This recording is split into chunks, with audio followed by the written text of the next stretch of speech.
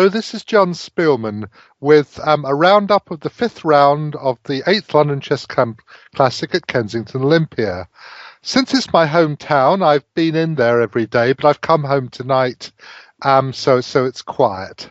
So the rounds have all been interesting, and the first big joy we had in the VIP room today was in Wesley So's game against Viswanathan Anand. So is leading the overall Grand Chess Tour, of course, and he's leading London as well. When I left the tournament this evening to get the train home, Hikaru Nakamura was still trying to torture Vladimir Kramnik, and he got quite close to getting a win, but Vladimir defended himself and held, and that meant that Wesley is the sole leader as we move into the rest day tomorrow. Anyway, this is So against Anand, and it's just a one-trick pony, really.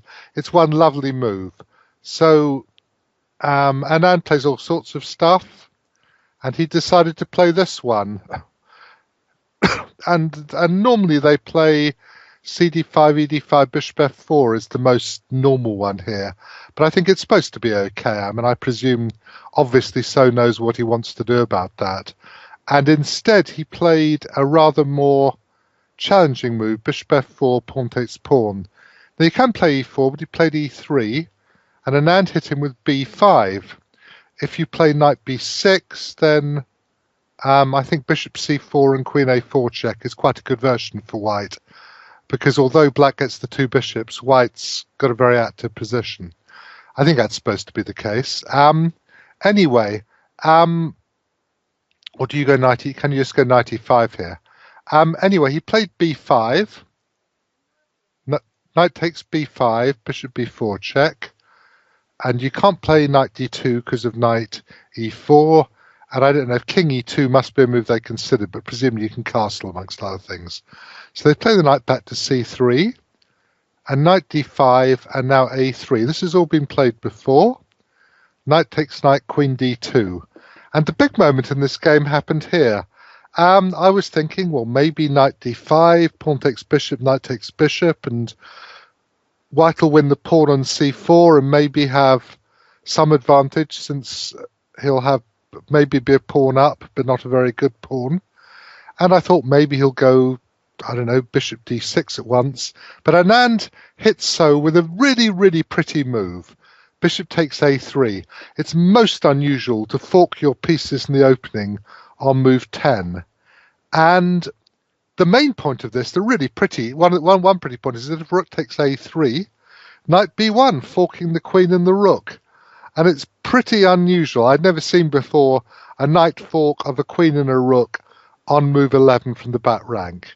So had a long think, and he decided to play it safe. He went queen takes knight, bishop D6, takes, bishop C4, bishop castles he did first, did he?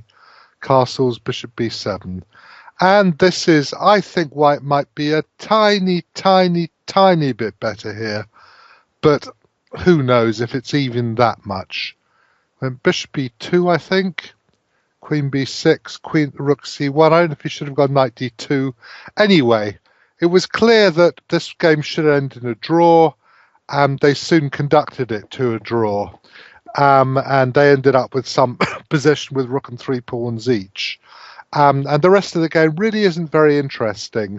Anand is superb at drawing this sort of position, and you know, a much weaker player could have drawn this position as well. Maybe I'll show you a couple more moves. It's interesting. After Rook C1, he took an F3, and that's a good idea. I think if you let him play Knight D2 and have to play D5 to stop Knight C4 or do something, maybe White could get something. But after takes, Rook B8, H3, takes, Queen takes, Rook. The position was completely equal, and you know,